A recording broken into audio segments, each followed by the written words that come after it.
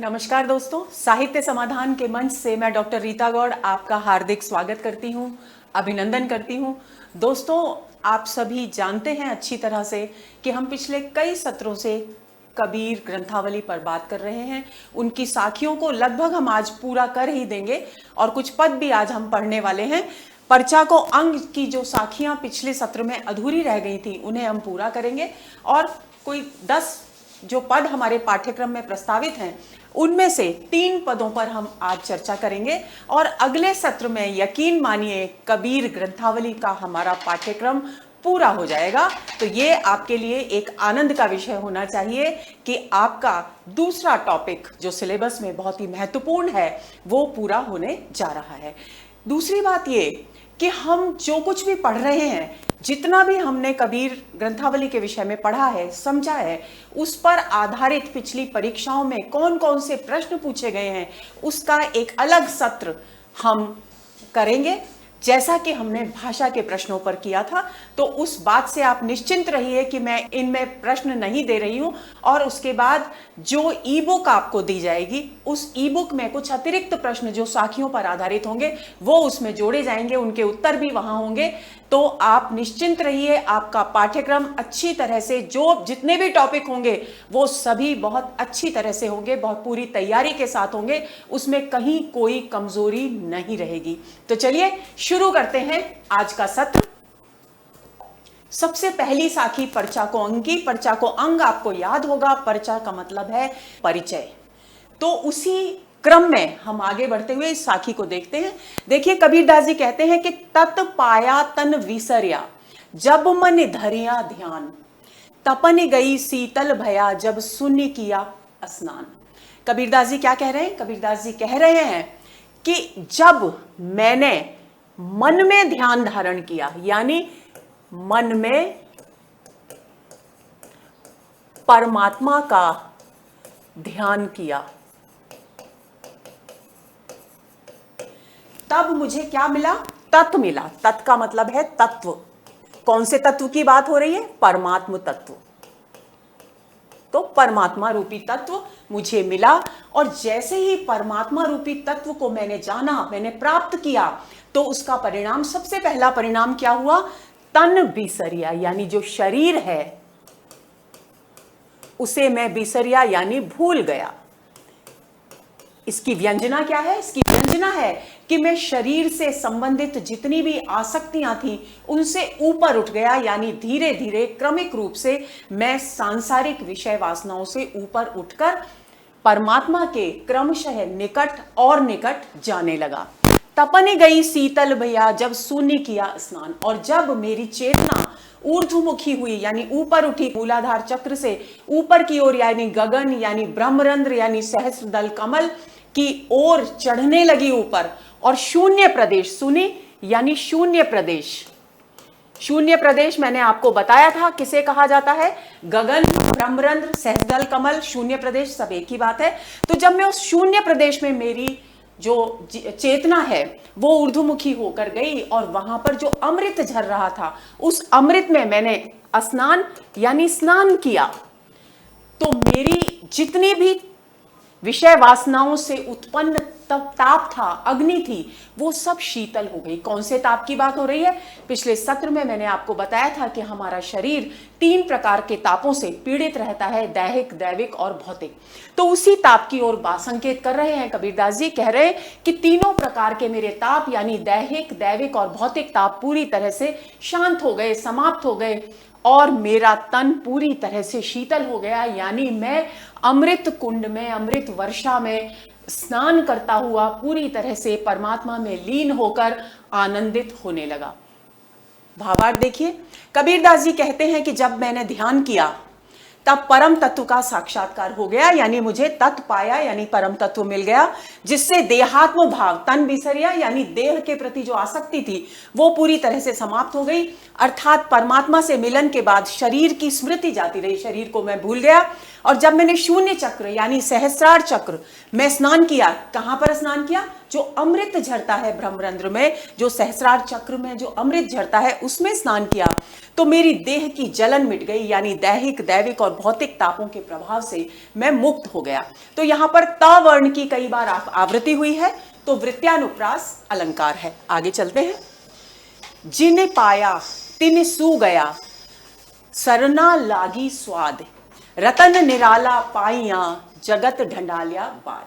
कबीरदास जी क्या कहते हैं कि ये परब्रह्म जो परमात्मा है वो इतना अद्भुत, अलौकिक, दिव्य रत्न है, रत्न के समान है कि जो भी इसे पाता है, यानी जब भी हमें कोई बहुत कीमती, अनमोल चीज मिलती है, बहुमूल्य चीज मिलती है दोस्तों, तो आप सभी जानते हैं, मानव स्वभाव है कि जो अनमोल चीज हमें मिलती है हम उसे खोना नहीं चाहते।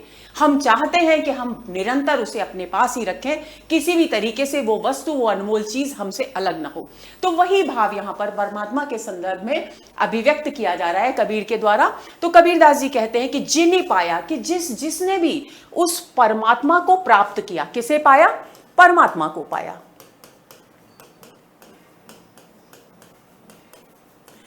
तिनसु गया गया, उसने उस परमात्मा को अच्छी तरह से पकड़ लिया। सो यानी अच्छी तरह से पकड़ लिया, यानी इस तरीके से ग्रहण किया, इस तरीके से पकड़ा कि फिर से परमात्मा उससे अलग न हो सके। सरना लागी स्वाद, ऐसा क्यों किया? क्योंकि उस चेतना को, उस जीवात्मा को जिसे वो परमात्मा प्राप्त हुआ, उसे उसकी शरण में, उसके आश्रय में जो आनंद मिलता था, उस आनंद का स्वाद उसके अंतःकरण को लग गया। उसका स्वाद, उसका लालच उसके अंतःकरण में बस गया।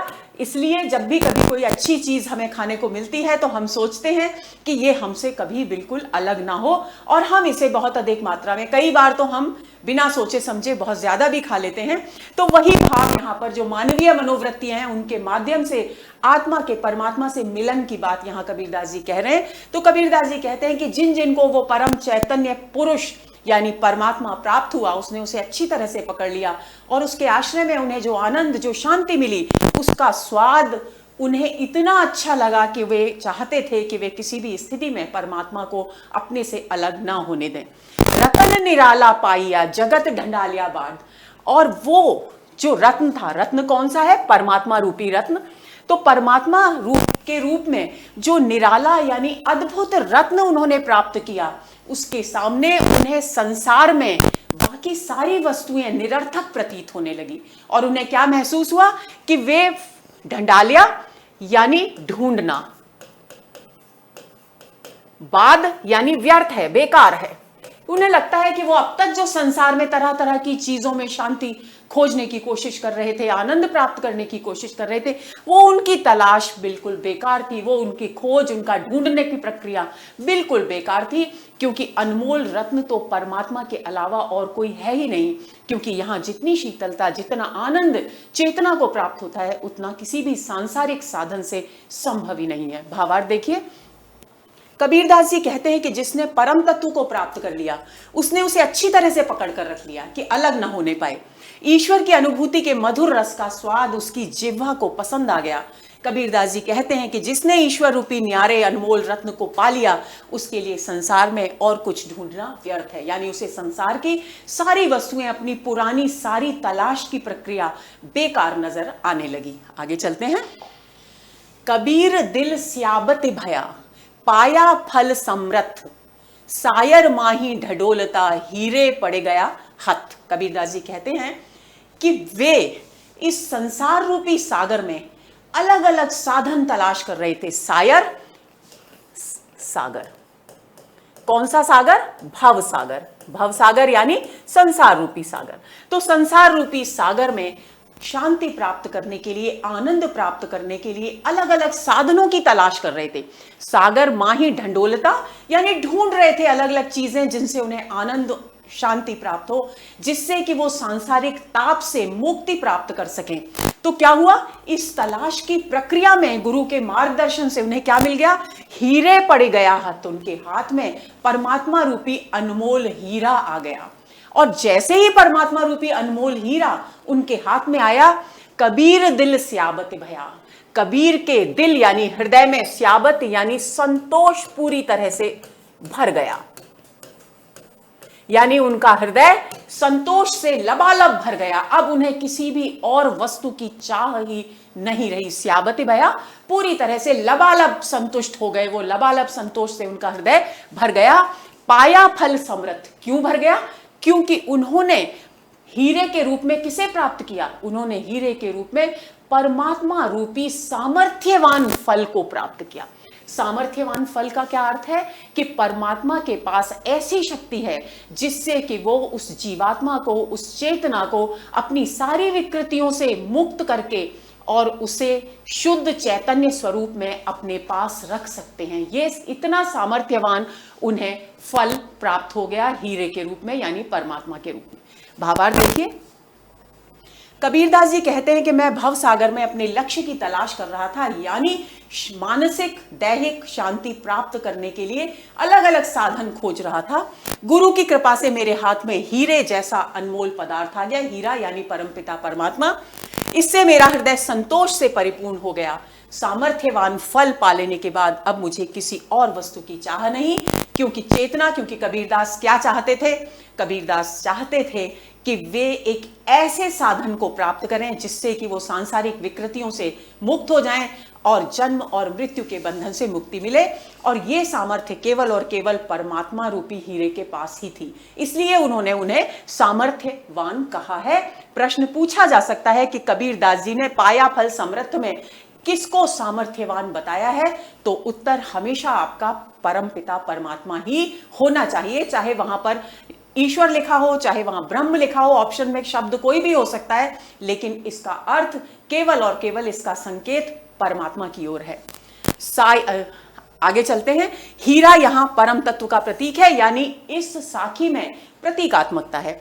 ईश्वर का साक्षात्कार ही चरम फल है, क्योंकि पाया फल समृद्ध यानी सामर्थ्यवान फल को प्राप्त करने का मतलब क्या है? ईश्वर को प्राप्त करना।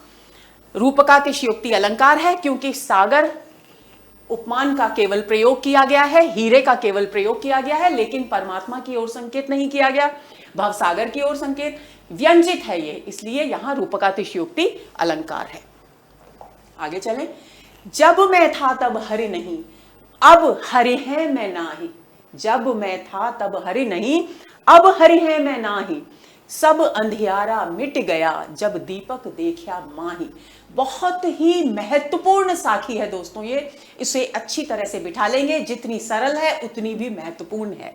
केवल दो शब्दों के अर्थ आपको आ जाएं तो उसके बाद आप आसानी से इसके अर्थ को पकड़ लेंगे। देखिए कबीरदास जी क्या कहते हैं। जब मैं था, मैं का अर्थ है अहंकार,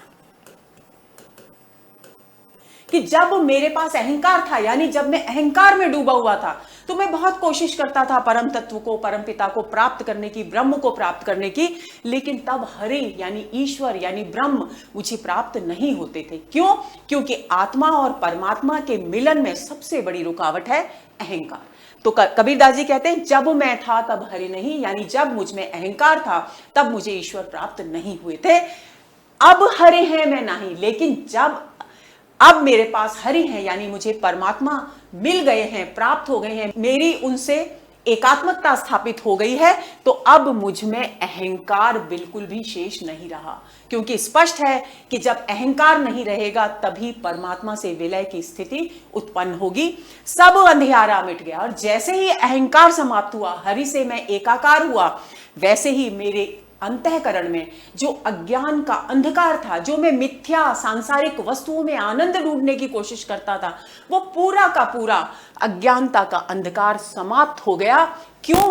क्योंकि तब मैंने अपने ही हृदय में, माहे यानी अपने ही हृदय में, अपने ही अंतःकरण में परमात्मा रूपी दीपक के प्रकाश को देख लिया। और जैसे ही मैंने परमात्मा रूपी दीपक के प्रकाश को देखा, मेरा अज्ञानता का अंधकार पूरी तरह से मिट गया, मेरे हृदय में वास्तविक विशुद्ध ज्ञान व्याप्त हो गया और अहंकार नष्ट हो गया।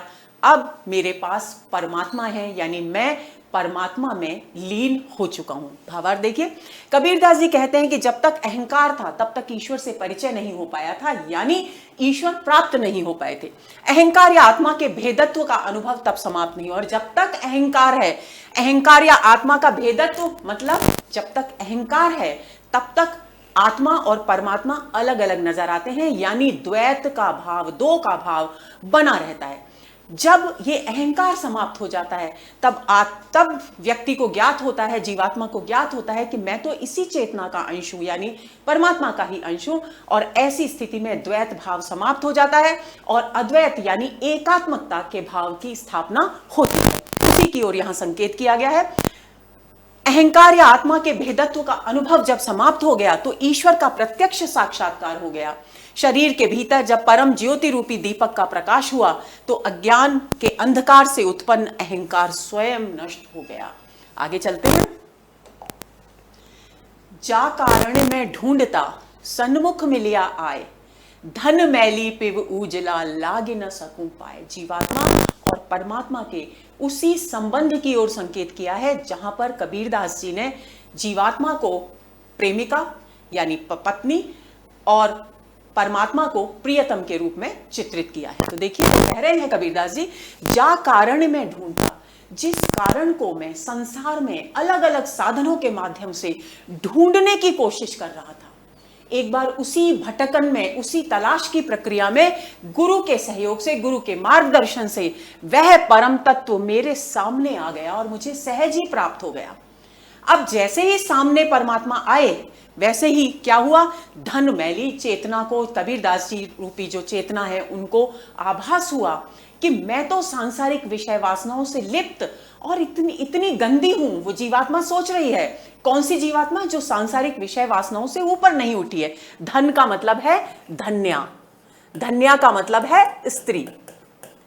जीवात्मा को यहां स्त्री यानी प्रेमिका के रूप में चित्रित किया गया है। तो वो स्त्री, वो जीवात्मा रूपी स्त्री सोचने लगी कि मैं तो सांसारिक विषय वासनाओं में लिपटी हुई हूं, मैं तो इतनी गंदी हूं, तो पिव उजला, लेकिन मेरा जो प्रियतम है, जो परमात्मा है, वो तो विशुद्ध चैतन्य स्वरूप है। ऐसी स्थिति में मैं उस विशुद्ध चैतन्य स्वरूप के लाग ही न सकूं पाए, भला कैसे चरण स्पर्श करूं, कैसे उसकी शरण में जाऊं। जब तक मैं अपनी सांसारिक विकृतियों से मुक्त नहीं हो जाती, जब तक मैं विशुद्ध चैतन्य रूप में स्थापित नहीं हो जाती, तब तक भला मैं कैसे स्पर्श करूं, कैसे चरण स्पर्श करूं उस परमात्मा रूपी प्रियतम का। भावार्थ देखिए, कबीरदास जी कहते हैं कि जिस परमात्मा को पाने के लिए मैं तीर्थादि में भ्रमण कर रहा था, यानी अलग अलग साधनों से उस परमात्मा को ढूंढने की कोशिश कर रहा था, वह प्रिय सामने ही मिल गया। किंतु पाप से कलुषित आत्मा विशुद्ध परमात्मा से मिल न सकी। क्यों न मिल सकी? आत्मा रूपी प्रियतमा परमात्मा रूपी प्रियतम के हलंत हटा देंगे, चरणों के स्पर्श में भी संकोच का अनुभव करती रही। अर्थात जीवात्मा तमोगुण से ग्रस्त थी, यानी सांसारिक विषय वासनाओं का कलुष, विषय वासनाओं की कीचड़ उसके ऊपर लगी हुई थी।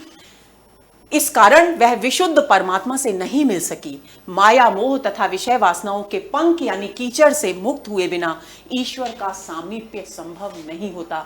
यानी कबीरदास जी कहते हैं कि जब तक हमारी चेतना में, हमारी जीवात्मा में सांसारिक विषय वासनाओं की गंदगी, विकृतियां विद्यमान है, तब तक हम परमात्मा का साक्षात्कार होने पर, परमात्मा का आभास होने पर भी उसके साथ एकात्मकता स्थापित नहीं कर सकते, क्योंकि हमें तब अपने अहंकार को, अपनी माया, अपने मोह और जितनी भी सांसारिक विकृतियां हैं उनसे ऊपर उठकर विशुद्ध चैतन्य रूप में स्थापित होना पड़ेगा, ताकि हम परमात्मा के साथ एकाकार हो सके। आगे चलते हैं। जा कारण में जाय था सोई पाया ठौर, सोई फिर आपन भया जासू कहता। और कबीरदास जी कहते हैं कि जिस कारण से मैं इधर उधर भटक रहा था, यानी जिस परमपिता परमात्मा को प्राप्त करने के लिए मैं कभी इस मंदिर जा रहा था, कभी उस धर्म के मार्ग पर जा रहा था, कभी उस संप्रदाय के सिद्धांतों का अनुसरण कर रहा था, कभी तीर्थ यात्राओं में अलग अलग तीर्थ स्थानों पर जा रहा था, यानी इस संसार में मैं जिस कारण को, जिस साधन को तलाश करने की कोशिश कर रहा था, वह साधन मैंने, ठौर का मतलब शाब्दिक अर्थ है स्थान, और स्थान का मतलब है यहां व्यंजित अर्थ है अंतःकरण। उस साधन को, उस परमपिता परमात्मा को मैंने अपने अंतःकरण में ही प्राप्त कर लिया और मैं इधर उधर घूमता फिर रहा था। सोई फिर आपमन भरा, और जैसे ही मैंने उसे अपने अंतःकरण में, अपने हृदय में प्राप्त किया, वैसे ही उसके साथ मेरा आत्मीय संबंध स्थापित हो गया, यानी वो मेरा अपना हो गया, यानी मैं उसके अंदर लीन हो गया, उसके साथ मेरी एकात्मकता स्थापित हो गई। जासू कहता, और जिसे मैं कल तक और बताता था, दूसरा बताता था, यानी द्वैत बुद्धि थी मेरे पास, लेकिन जैसे ही मैंने अपने अंतःकरण में परमात्मा का साक्षात्कार किया, परमात्मा को प्राप्त किया, वैसे ही मुझे महसूस हुआ, क्योंकि ज्ञान का प्रकाश हो गया, तो वैसे ही मुझे महसूस हुआ कि मैं जिस परमात्मा को अपने से भिन्न समझ रहा था, वास्तव में मैं तो उसी का अंश हूं, यानी वो तो मेरा अपना है, मैं खुद स्वयं इसका हूं। तो ये एकता का भाव मुझ में स्थापित हो गया। भावार्थ देखिए, कबीरदास जी कहते हैं कि जिसको पाने के लिए मेरा जन्म हुआ था या मेरी भटकन थी, वह मुझे मेरे अंतर्मन में ही मिल गया, अर्थात मैंने उसके निवास स्थान को अपने अंदर ही पा लिया। कहां अंदर पाया? अपने हृदय में, अपने अंतःकरण में। जिसे मैं अब तक अपने से अलग मानता था, वह मेरा अपना हो गया, अर्थात वह आत्म रूप हो गया, यानी व्यंजित भाव है कि आत्मा परमात्मा में लीन हो गई। आगे चलते हैं। कबीर देखा एक अंग, महिमा कही न जाए, तेज पुंज पारस घड़ों, नैनू रहा समाये। कबीरदास जी कहते हैं कि मैं बहुत समय से तलाश कर रहा था ईश्वर की, बहुत समय से उस परम तत्व का साक्षात्कार करने का प्रयत्न कर रहा था, लेकिन मैं कर नहीं पा रहा था। एक दिन अकस्मात सौभाग्य से क्या हुआ? कबीर देखा एक अंग, मैंने परमात्मा के एक छोटे से अंग को देख लिया, यानी पूर्ण परमात्मा का साक्षात्कार नहीं हुआ, बल्कि एक छोटे से अंग, परमात्मा के एक छोटे से हिस्से को उन्होंने देखा।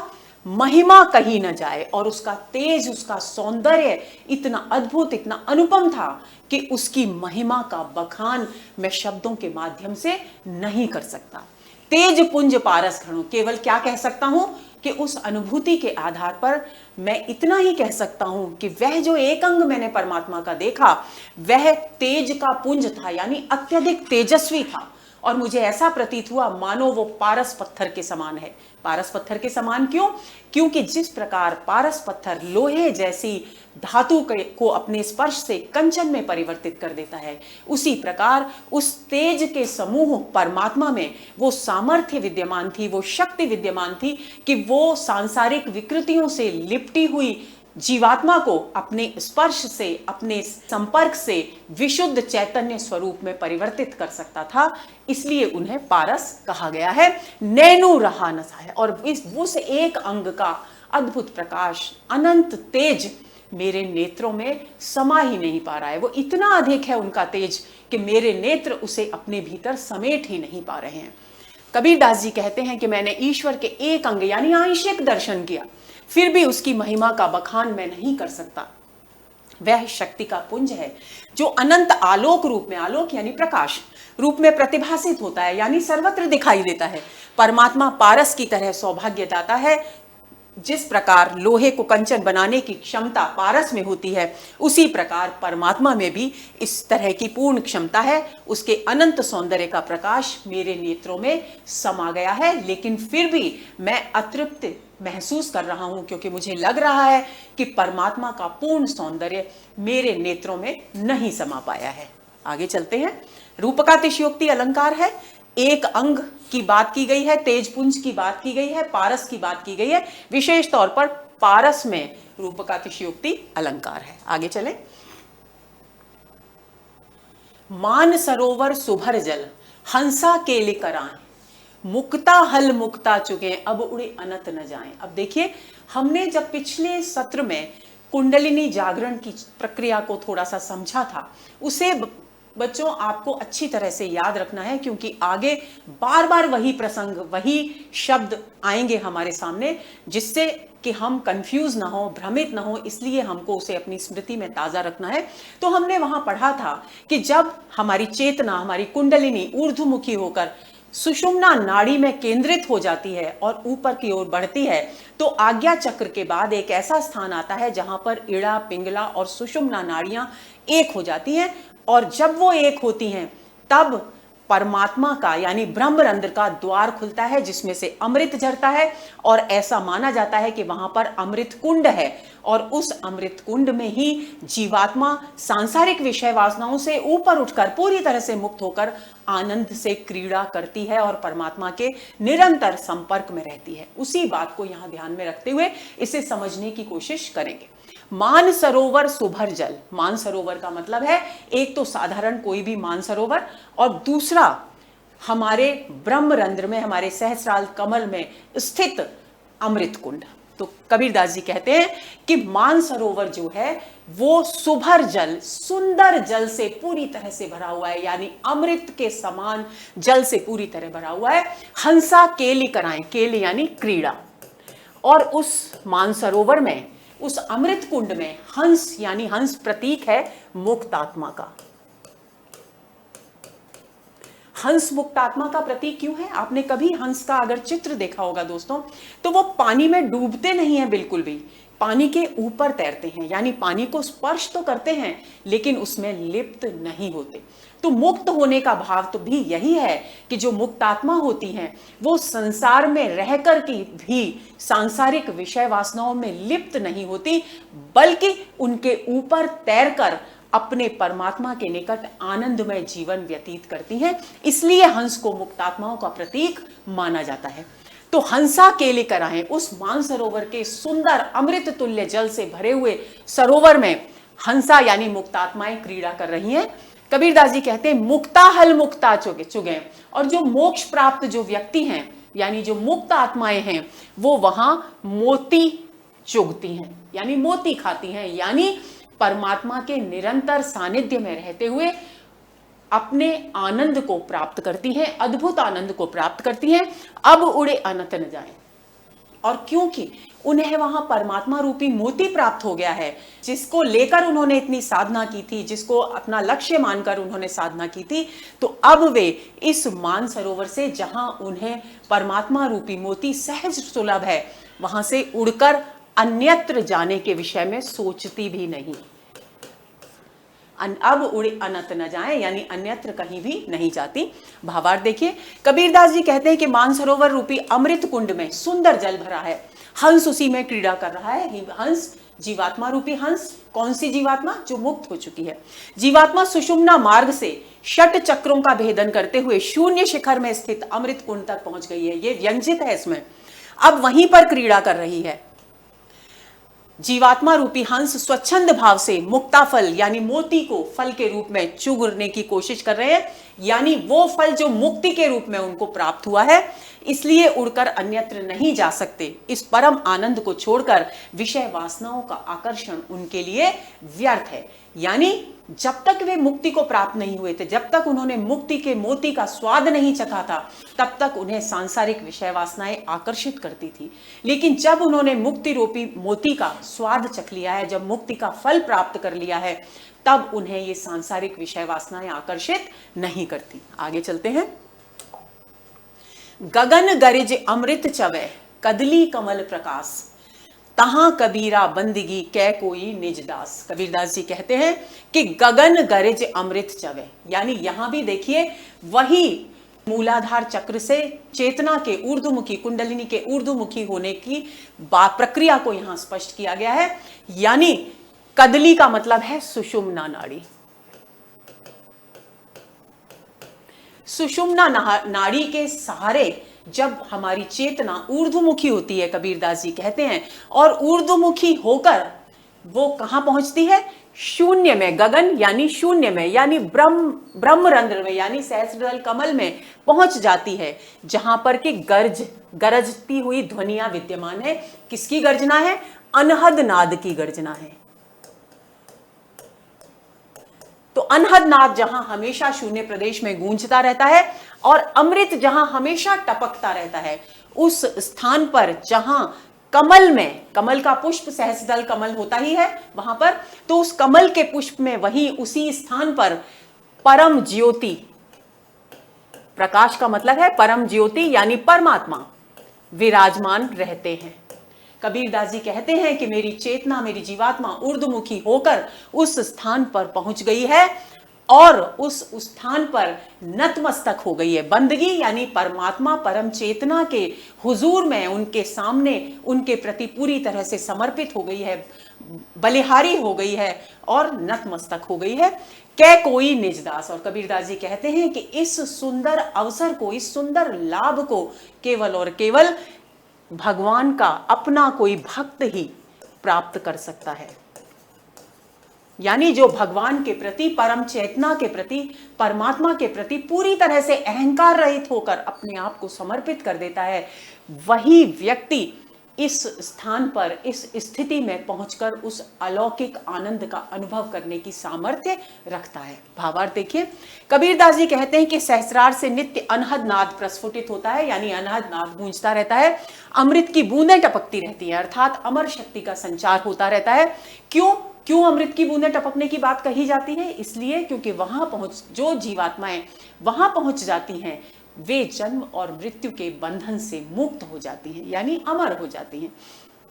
कुंडलिनी शक्ति के जागृत होने की अवस्था में सुषुम्ना नाड़ी के ऊपरी भाग में स्थित सहस्रार कमल से प्रकाश बिखर रहा है। कबीर इस सहज स्थिति के प्रति नतमस्तक हो गए हैं। कहां? कबीर बंदगी यानी नतमस्तक हो गए हैं। इस साधना भूमि में पहुंचकर कबीर या कोई भगवान का भक्त ही ईश्वर की ऐसी आराधना करने में सक्षम हो सकता है, यानी इस अवसर का लाभ कोई परमात्मा का शुद्ध रूप से समर्पित साधक ही प्राप्त कर सकता है, भक्त ही प्राप्त कर सकता है। आगे चलते हैं। नीव बिहूणा देहुरा, देह बिहूणा देव, कबीर तहां बिलंबिया करे अलप की सेव। कबीरदास जी कहते हैं कि जब मेरी चेतना सुषुम्ना नाड़ी से ऊर्ध्व गमन करती हुई, ऊपर की ओर उठती हुई उस गगन में, उस सहस्रदल कमल में पहुंची, तो वहां उन्होंने क्या देखा? उस शून्य प्रदेश में क्या देखा कि एक ऐसा देहुरा यानी स्थान है, एक ऐसा भवन है, एक ऐसा स्थान है जिसकी नींव नहीं है, नींव रहित है। जो बिहूणा यानी नींव से रहित, नींव से रहित स्थान उन्होंने वहां देखा। और क्या देखा? और उस स्थान पर देह बिहूणा देव, देह से रहित यानी शरीर से रहित एक चेतना, एक देवता विद्यमान है। क्या क्या अद्भुत दृश्य देखा गगन में, ब्रह्मरंध्र में, सहस्रदल कमल में जाकर कबीर ने देखा कि वहां पर एक ऐसा भवन है, एक ऐसा देहुरा यानी एक ऐसा देवालय है जिसकी नींव नहीं है, यानी बिना नींव के देवालय देखा। और उस देवालय में जो स्थापित हैं, जो वास कर रहे हैं, वे भी कैसे हैं? जिनके पास शरीर नहीं है, निराकार निर्गुण ईश्वर यानी परमात्मा को उन्होंने वहां देखा। कबीर तहां बिलंबिया, और कबीरदास जी कहते हैं कि उनका मन उस अद्भुत दृश्य को देखकर वहीं पर बिलंबिया यानी रम गया, और वहीं पर रहकर वे उस अलक्ष्य जो हमें आंखों से दिखाई नहीं देता, उस अलक्ष्य, उस परम चेतना, उस परमात्मा की सेवा करने लगे। यानी वहीं परमात्मा के निकट, परमात्मा के संपर्क में रहकर उनकी सेवा करते हुए, उनकी आराधना, उनका चिंतन मनन करते हुए आनंद से अपना समय व्यतीत करने लगे। भावार्थ देखिए, कबीरदास जी कहते हैं कि देवालय नींव से रहित है, यानी शून्य प्रदेश में जब वे पहुंचे उनकी चेतना, तो उन्होंने देखा कि वहां एक ऐसा देवालय है, एक ऐसा मंदिर है जिसकी नींव नहीं है, और उसमें निवास करने वाला देवता भी देह कर लेंगे बेटा, इसको देहहीन है यानी शरीर से रहित है। कबीर वहीं पर रम गया है और अपने अलक्ष्य आराध्य की, जो दिखाई इस सांसारिक आंखों के द्वारा जिसे देखा नहीं जा सकता, उसे अलक्ष्य यानी अलक्ष्य आराध्य की सेवा में लीन है। सहस्रार चक्र एक ऐसा मंदिर है जिसमें नींव नहीं है, यह व्यंजित अर्थ है, यह साधारण अर्थ था। वहां अरूप, अदेह और अदृश्य परमात्म शक्ति का निवास रहता है। इस साखी के माध्यम से कबीर इसी ओर संकेत करने की कोशिश कर रहे हैं। और देखिए, बिना कारण के कार्य संपन्न हो रहा है, यानी बिना नींव के भवन बना हुआ है, मंदिर बना हुआ है, और बिना शरीर के वहां चेतना यानी परमात्मा विद्यमान है। तो ऐसी स्थिति में विभावना अलंकार हो गया। आगे चलते हैं, तो चलिए इस साखी को देखते हैं। देवल माहे देहुरी तिल जई हैं विस्तार, माहे पाती माहे जल माहे पूजन हार। कबीरदास जी क्या कहते हैं? कबीरदास जी कहते हैं कि शरीर रूपी जो हमारा मंदिर है, इसमें एक ऐसी देहरी है, देहरी जहां से हम घर में प्रवेश करते हैं, जिस जगह द्वार पर, उसे हम देहरी कहते हैं। और ये देवल क्या है? शरीर रूपी मंदिर, शरीर रूपी देवालय। इस शरीर रूपी देवालय में एक देहरी है जहां से इस शरीर रूपी देवालय में प्रवेश किया जा सकता है। अब वो देहरी कैसी है उसके विषय में कबीरदास जी यहां बता रहे हैं। तिल जई है विस्तार, कि जितनी तिल का साइज जो होता है, तिल का जो आकार होता है, उसकी बराबर विस्तृत वो देहरी है, यानी अत्यंत सकरा द्वार है। अब ये तिल जई है विस्तार के माध्यम से किसकी ओर संकेत किया गया है? सुषुम्ना नाड़ी की ओर।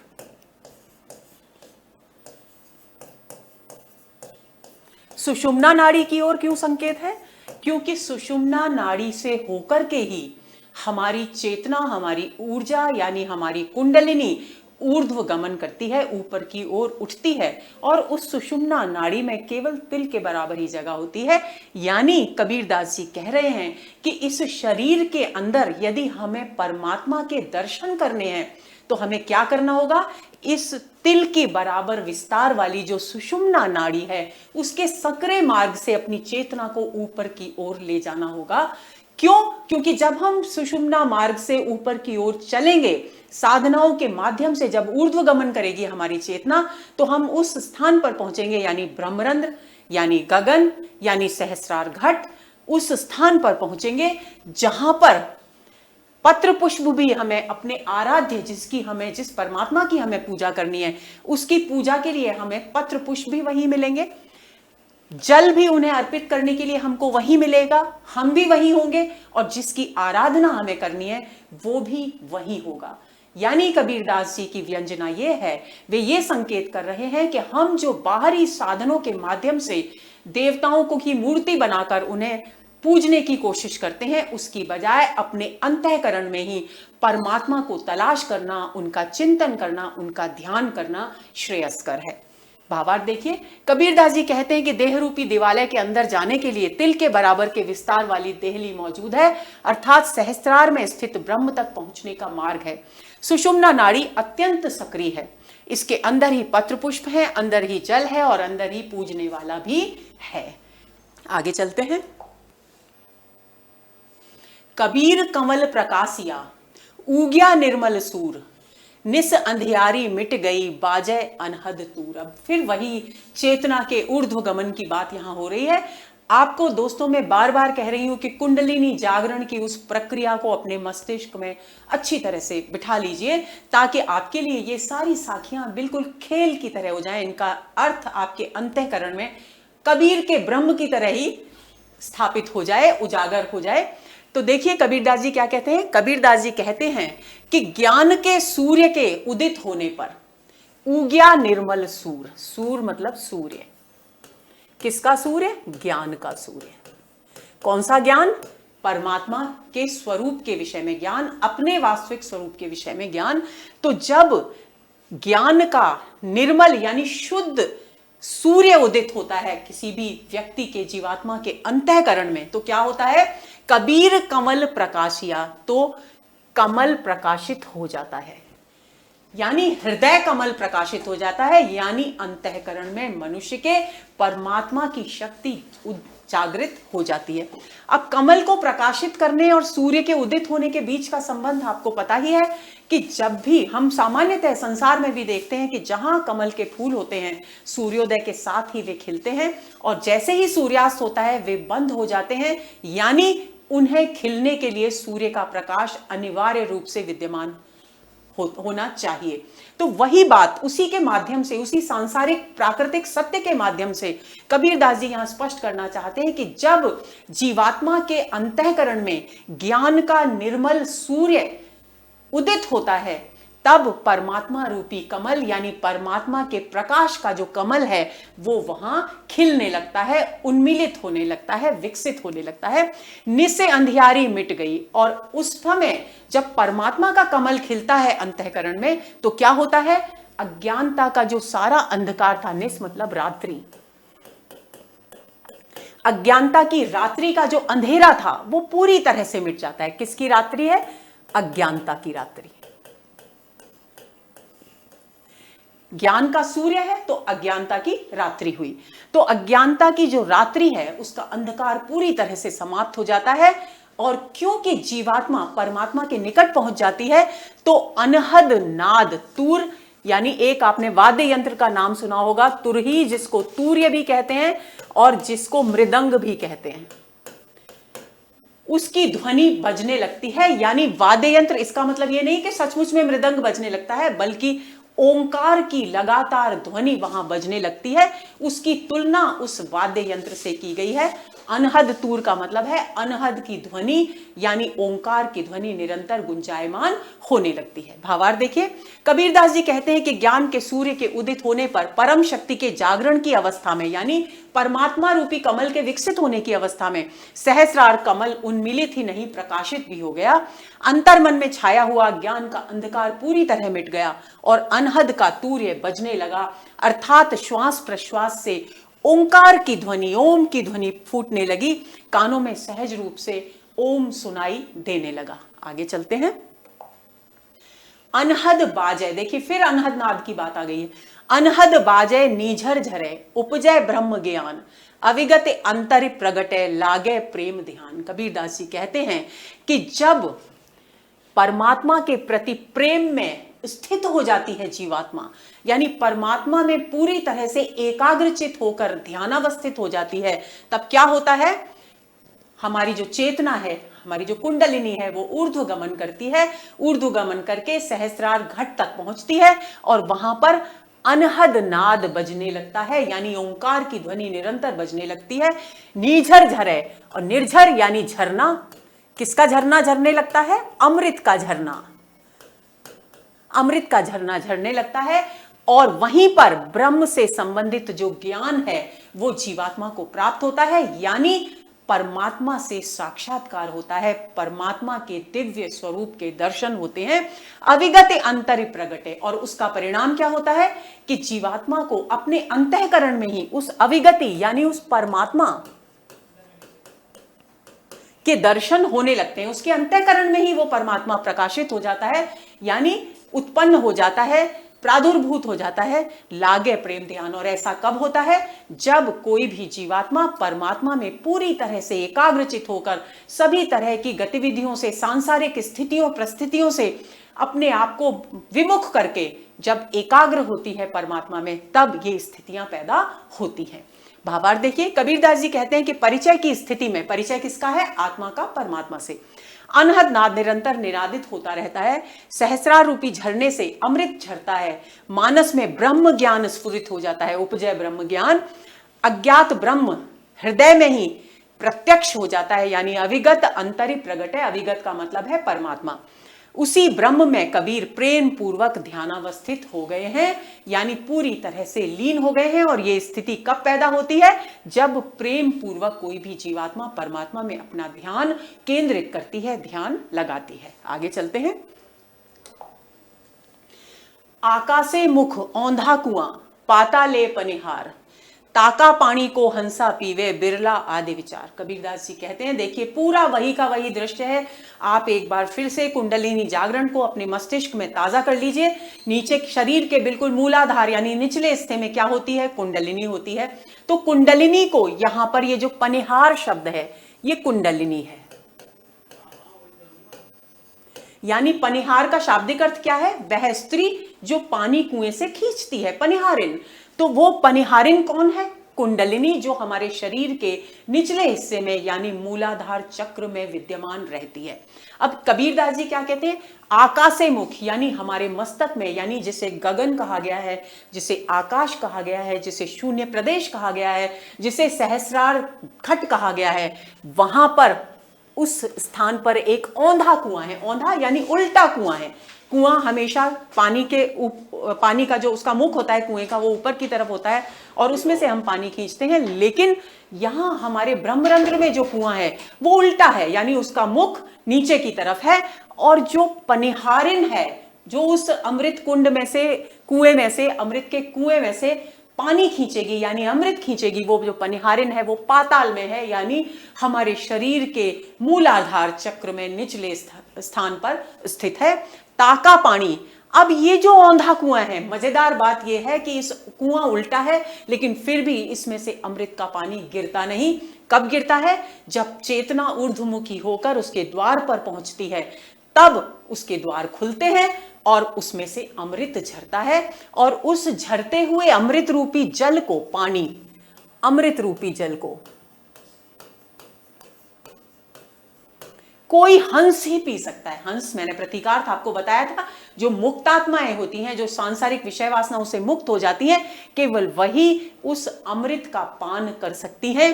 बिरला आदि विचार और दूसरे व्यक्ति तो इसके विषय में विचार तक नहीं कर पाते, सोच तक नहीं पाते। भावार्थ देखिए, कबीरदास जी कहते हैं कि आकाश में अधोमुखी यानी नीचे की तरफ मुंह वाला कुआं है। पानी भरने वाली जो स्त्री है पनिहारी, वो पाताल में है यानी मूलाधार चक्र में है। इसका पानी कोई हंस यानी मुक्त व्यक्ति ही पी सकता है। इसके विषय में कोई विरला आदमी ही विचार कर सकता है, बाकी कोई सामान्य व्यक्ति विचार कर ही नहीं सकता। गगन मंडल में सहस्रार चक्र ही औंधा कुआं है। अब ये औंधा कुआं क्या है? सहस्रार चक्र। और मूलाधार में स्थित कुंडलिनी परिहारिन है। प्राण साधना के द्वारा यानी विभिन्न यौगिक क्रियाओं के द्वारा जब हमारी चेतना नीचे से ऊपर की ओर उठती है, तब यह ऊर्ध्वमुख होती है और तब यह हंस यानी हमारी जीवात्मा सहस्रार में प्राप्त अमृत का रसास्वादन करता है। आगे चलते हैं। शिव शक्ति दिश कौन जो जोवे, पश्चिम दिशा उठे धूर, जल में स्यंग जो घर करे, मछली चले खजूर। यहां भी वही स्थिति है, उसी बात को अलग तरीके से कहने की कोशिश की गई है। कबीरदास जी कहते हैं कि शिव शक्ति दिशि कौन जुजोवे, कि शिव और शक्ति की तरफ कौन देख सकता है। शिव और शक्ति, ऐसी मान्यता है, ऐसा माना जाता है कि हमारे ब्रह्मरंध्र में जो स्थान है वहां पर शिव और शक्ति दोनों परमात्मा शक्ति के रूप में, एक चेतना के रूप में विराजमान रहते हैं। तो कबीरदास जी कहते हैं कि उस शिव और शक्ति की दिशि यानी दिशा में कौन देख सकता है? जो वह देख सकता है, यानी इसका अर्थ क्या व्यंजित है? यानी वही देख सकता है जो सांसारिक विषय वासनाओं से ऊपर उठकर अपनी चेतना को ऊर्ध्वमुखी करके उस ब्रह्मरंध्र तक पहुंचने में समर्थ होता है। और जब वो चेतना ऊपर उठती है यानी पश्चिम दिशा में धूल उड़ने लगती है। पश्चिम दिशा में धूल उड़ने का मतलब क्या है? पश्चिम दिशा में धूल उड़ने का मतलब है कि हमारी जो कुंडलिनी है, हमारी जो चेतना है, उसका ऊपर जाना। और उसके बाद क्या होता है? जल में स्यंग, स्यंग का मतलब है सिंह। तो जो ब्रह्मरंध्र में जो मानसरोवर है उसके जल में सिंह अपना घर बना लेता है, जीवात्मा अपना घर बना लेती है। कौन सा सिंह? जो जीवात्मा पहले अहंकार से ग्रस्त थी, मोह से ग्रस्त थी, विषय वासनाओं में लिप्त थी, वो मुक्त होकर अब अपना निवास कहां बना लेती है? मानसरोवर के जल में बना लेती है। और मछली, मछली यानी कुंडलिनी, खजूर यानी सुषुम्ना। और जो कुंडलिनी रूपी मछली है वो सुषुम्ना नाड़ी से ऊर्ध्वगमित होकर, ऊर्ध्वगमन करके ब्रह्मरंध्र यानी सहस्त्रदल कमल तक पहुंच जाती है। भावार्थ देखिए, पूरी तरह से रहस्यवादी साखियां हैं ये सारी। जहां पर भी आत्मा और परमात्मा के गूढ़ रहस्यों की बात अभिव्यक्त की गई है कबीरदास जी के द्वारा, वहीं पर रहस्यवाद है। आप इस बात को ध्यान में रख लीजिए। कबीरदास जी कहते हैं कि शिव और शक्ति की ओर कौन देखता है? पश्चिम दिशा में धूल उठती है। पश्चिम दिशा उठे धूल, साधारण अर्थ बताया जा रहा है। जल में सिंह घर बनाकर निवास करता है। मछली खजूर पर चढ़ जाती है, मछली चढ़े खजूर। इस साखी में उलटवासी शैली है। योग साधना का चित्रण किया गया है, यानी कुंडलिनी जागरण के चक्र को समझाया गया है। कुंडलिनी शक्ति के जागृत होकर ऊपर की ओर जाना अर्थात शून्य शिखर पर पहुंचना ही मछली का खजूर पर चढ़ना है। चूंकि इस स्थिति में प्राण वायु पीछे मेरुदंड यानी सुषुम्ना मार्ग में तीव्र गति से संचरित होती है, उसी को पश्चिम दिशा की धूल कहा गया है। यानी सुषुम्ना से चेतना जब ऊपर उठती है, उसके लिए शब्द कौन से इस्तेमाल किए कबीर ने? पश्चिम दिशा उठे धूल। यानी पश्चिम दिशा में धूल उठने का अर्थ है हमारे शरीर के पश्चिमी भाग यानी हमारी मेरुदंड में जो सुषुम्ना नाड़ी है उससे हमारी चेतना ऊपर उठने लगती है और तीव्र गति से संचरित होती है। उसी को पश्चिम दिशा में धूल उड़ना कहा गया है। सशक्त अहंकारी जो जीव है वो अज्ञान से मुक्त होकर, जो पहले विषय वासनाओं और अहंकार में लिप्त था, अज्ञान से मुक्त होकर शून्य सरोवर में निवास करने लगता है। पूरी की पूरी प्रतीकात्मक शैली है, रहस्यवादी अभिव्यक्ति है। आप इसे अच्छी तरह से ध्यान में रखेंगे। आगे चलते हैं। अमृत बरसे हीरा निपुजे, घंटा पड़े टकसाल, कबीर जुलाहा भया पारखू, अगब है उतरया पार। कबीरदास जी कहते हैं, सहज अवस्था का, योग की सहज अवस्था का चित्रण कर रहे हैं कि जब हमारी चेतना, हमारी कुंडलिनी ऊर्ध्वमुखी होकर सहस्त्रदल कमल पर पहुंचती है तो क्या होता है? अमृत बरसता है, हीरा उत्पन्न होता है, यानी परमात्मा के दर्शन होते हैं, परमात्मा से साक्षात्कार होता है। और घंटा पड़े, घंटा बजने का मतलब है अनहद नाद बजने लगता है, यानी ओंकार की ध्वनि चारों ओर गूंजने लगती है। कबीरदास जी कहते हैं, कबीर नामक जो जुलाहा है उसने इस सारे दृश्य को पारखू यानी अपने नेत्रों से देखा है।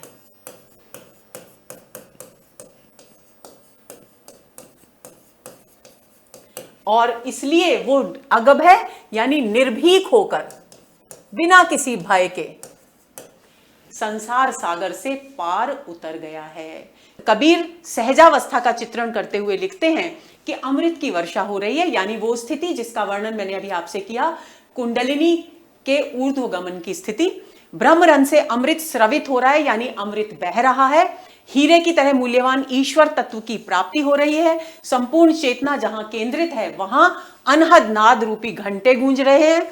कबीर नामक जुलाहा ईश्वर की कृपा से इसका असली पारखी हो गया है, यानी उसने इस दृश्य को, इस अद्भुत दृश्य को स्वयं अपने नेत्रों से देखा है। उस परम तत्व का परिचय पाकर वह बिना किसी भय के इस भव सागर से पार उतर गया है, अर्थात लौकिकता से, सांसारिकता से, सांसारिक विषय वासनाओं से ऊपर उठ गया है। प्रतीकात्मक शैली है। आगे चले। ममिता मेरा क्या करे, प्रेम उघाड़ी पोले, दर्शन भया दयाल का, सूल भई सुख सोड़े। कबीरदास जी कहते हैं कि ईश्वर के प्रेम के रहस्य का दरवाजा खुल गया है। प्रेम उघाड़ी पोल यानी ईश्वर के प्रति मेरा जो प्रेम था उसने परमात्मा के रहस्यमय लोक के द्वार मेरे लिए खोल दिए हैं, यानी मेरा परमात्मा से साक्षात्कार हो गया है। अब ममता यानी सांसारिक विषय वासनाएं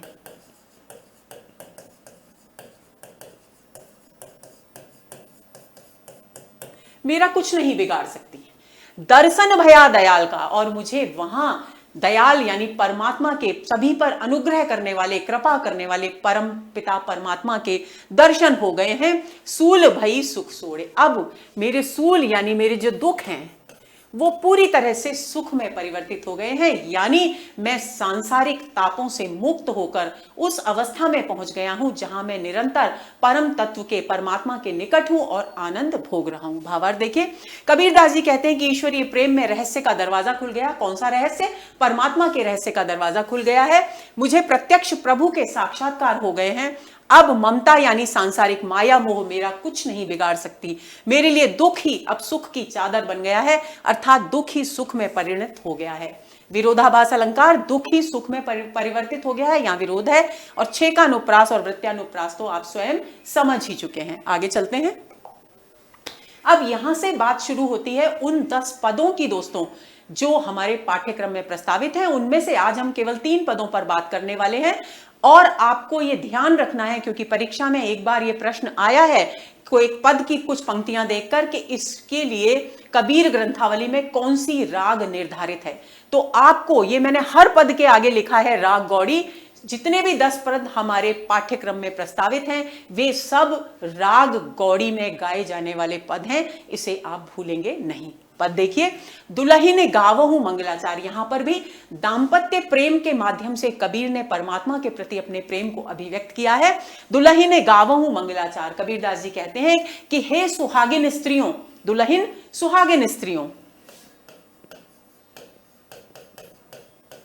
मंगल गीत गाओ, क्योंकि जब भी कभी कोई खास मेहमान हमारे घर पर आता है, जब भी कभी कोई शुभ अवसर होता है, खास तौर से विवाह का अवसर होता है, तो मांगलिक गीत हमारे यहाँ गाने की परंपरा है।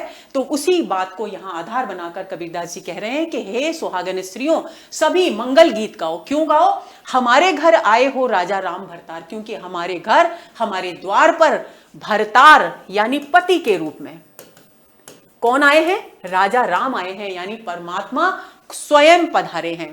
तन रति कर मैं मन रति कर हूं, और अब मैं क्या करूंगी? मैं पहले उनसे शरीर से प्रेम करूंगी, तन रत कर, पहले उनको शरीर को उसमें उनमें लीन करूंगी, उसके बाद मैं मन से उन्हें प्रेम करूंगी। और मेरे इस विवाह कार्य में, मेरे इस मांगलिक कार्य में पंच तत्व जिनसे मेरा शरीर बना है, कौन से तत्व हैं?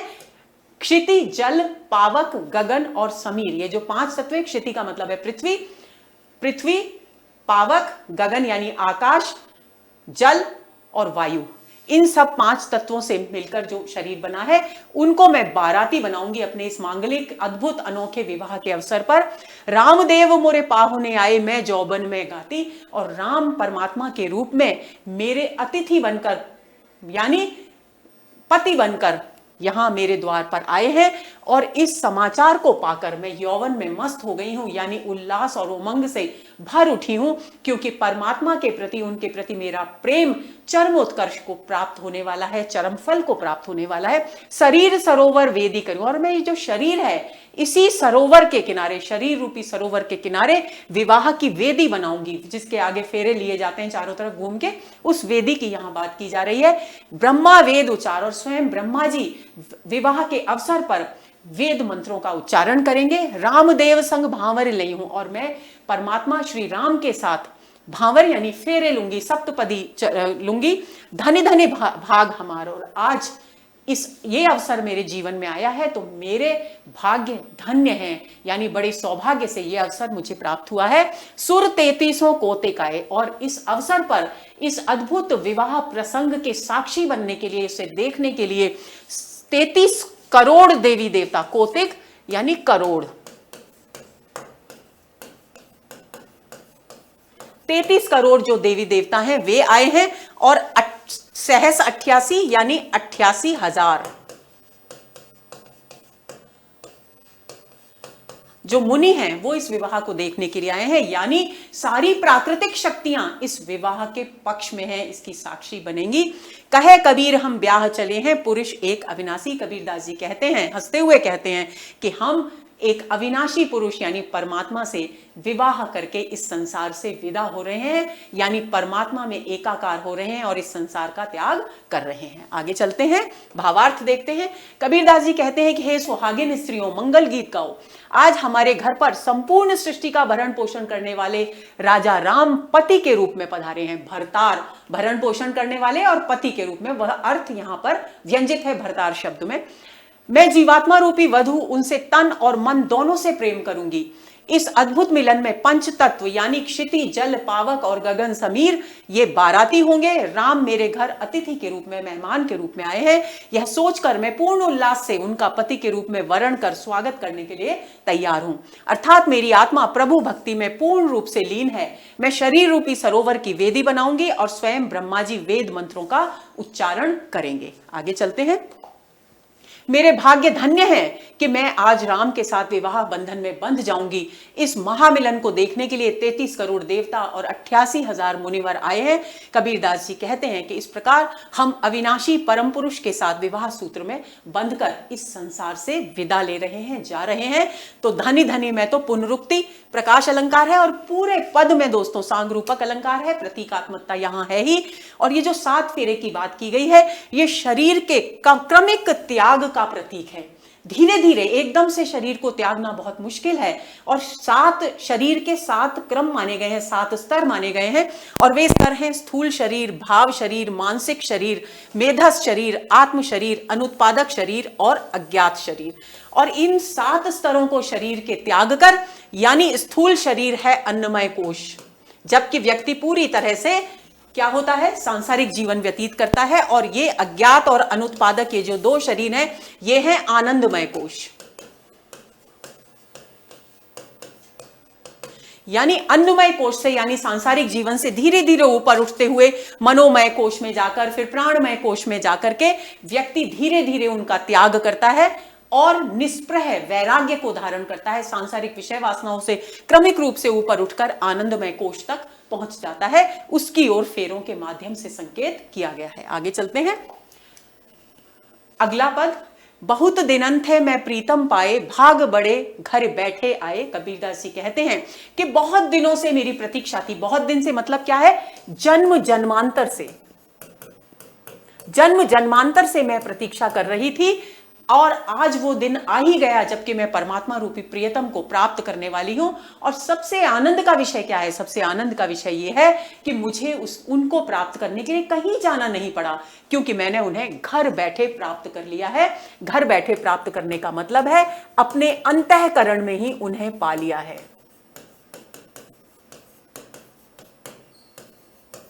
मंगलाचार्य माहि मन राखो। अब क्योंकि अंतःकरण में ही मैंने परमात्मा को प्राप्त कर लिया है, तो मैं अंदर से अपने मन को शुद्ध रखूंगी, मंगल गीतों से पवित्र करके रखूंगी, ताकि मेरे प्रभु, मेरे परमात्मा रूपी प्रियतम को किसी भी तरह की कोई कष्ट ना हो और वो आनंद पूर्वक वहां रह सके। राम रसायन रमना चाखूं, और राम रूपी रसायन का मैं आनंद लूंगी, यानी अपने अंतःकरण में विराजमान परमात्मा के साथ आनंद से जीवन व्यतीत करूंगी, आनंद से समय बिताऊंगी और उस आनंद को, परमात्मा के संपर्क के आनंद को अपनी जिह्वा से चखूंगी, चाखूं यानी चखूंगी, यानी उसका पूरी तरह से आनंद लूंगी। मंदिर माही भयो उजारो, जब से मेरे अंतःकरण में, मेरे घर पर प्रभु पधारे हैं, तब से मेरे अंतःकरण में उजियाला हो गया है, यानी ज्ञान का प्रकाश व्याप्त हो गया है। ले सूतो अपना प्रिय प्यारा, और अब मैं निश्चिंत होकर, यानी सांसारिक सभी झंझटों से, सभी विषय वासनाओं से ऊपर उठकर मैं अपने प्रियतम के साथ आराम से सो रही हूं, चैन की नींद सो रही हूं। मैं रनि राती जे निधि पाई, मैं बहुत सौभाग्यशाली हूं कि मैंने इस अनमोल निधि को, परमात्मा रूपी अनमोल जो निधि है, उसे प्राप्त किया। और कबीरदास जी कहते हैं कि इसमें मेरा कुछ भी योगदान नहीं है। ये क्या है? हम ही कहां, यह तुम ही बड़ा। ये प्रभु है, परमात्मा, आपकी कृपा से ही ये संभव हुआ है कि मुझे आप अनमोल निधि के रूप में मिले हैं। कहे कबीर मैं कछु न कीना, सखी सुहाग मोहित दीना। कबीरदास जी कहते हैं कि मैंने तो परमात्मा रूपी अनमोल निधि को प्राप्त करने के लिए कोई प्रयत्न ही नहीं किया।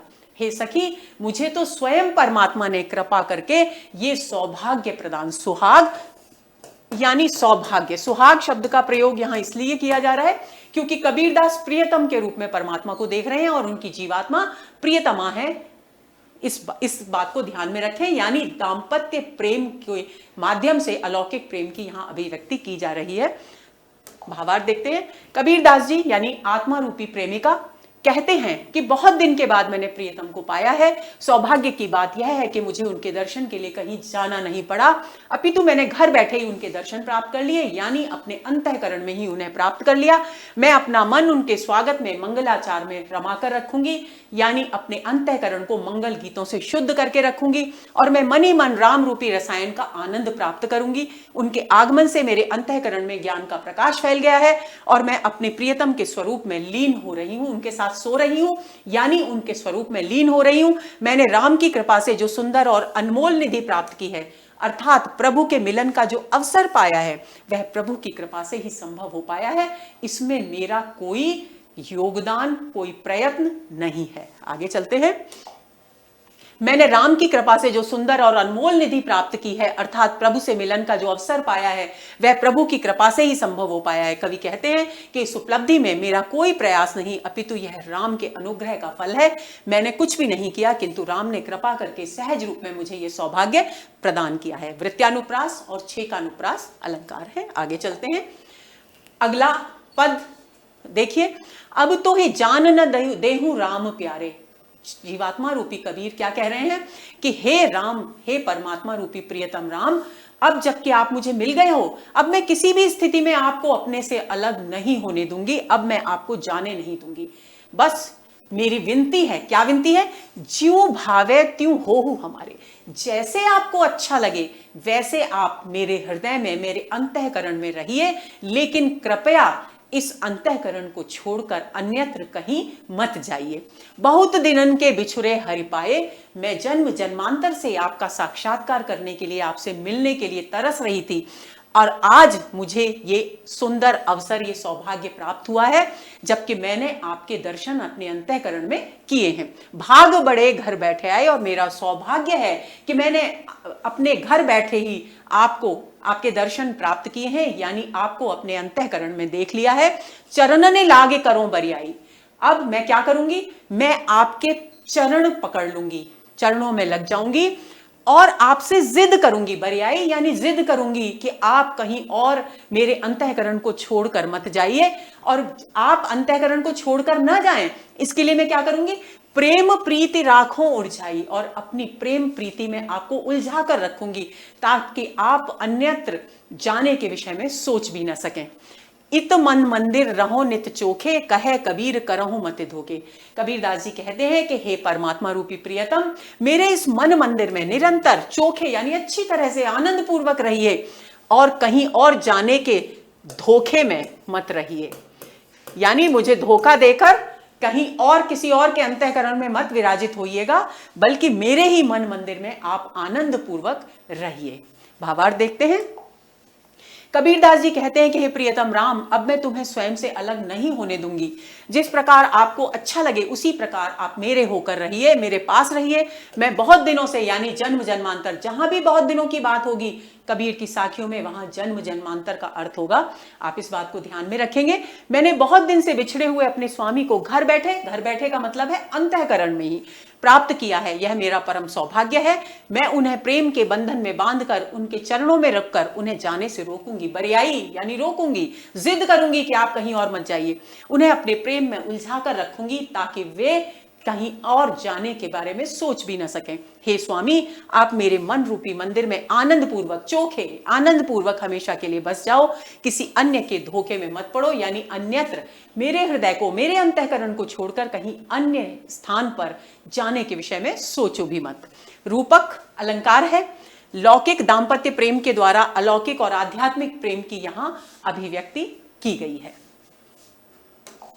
तो दोस्तों, ये हुआ हमारा आज का सत्र, जिसमें हमने कबीरदास के 10 पदों में से 3 पदों पर भी बात की, उन्हें अच्छी तरह से समझा। अब केवल हमारे इस पाठ्यक्रम में 7 पद शेष हैं, जिन्हें हम अगले सत्र में पूरा कर लेंगे। तब तक के लिए इंतजार में रहिए, इन्हें समझते रहिए, जिससे कि जब हम प्रश्नों की बात करें, प्रश्नों वाला सत्र आयोजित करें, तब आप उन सभी प्रश्नों के उत्तर देने में समर्थ हों। तब तक के लिए नमस्कार।